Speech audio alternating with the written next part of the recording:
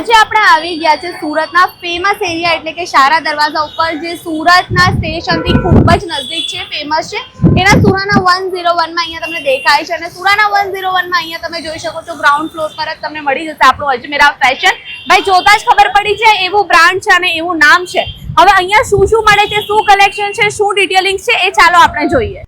ભાઈ અહીંયા આવીને ખબર પડી કે અહીંયા તમને ફિમેલ્સ માટે કપડાં મળી જશે, કિડ્સ કલેક્શન મળી જશે, પણ હાઇલાઇટ પોઈન્ટ તો એ છે કે અહીંયા મેન્સ વેરનું કલેક્શન પણ છે, અને આ વેરાયટી બધી એક જ જગ્યાએ મળવું ખૂબ જ મુશ્કેલ છે.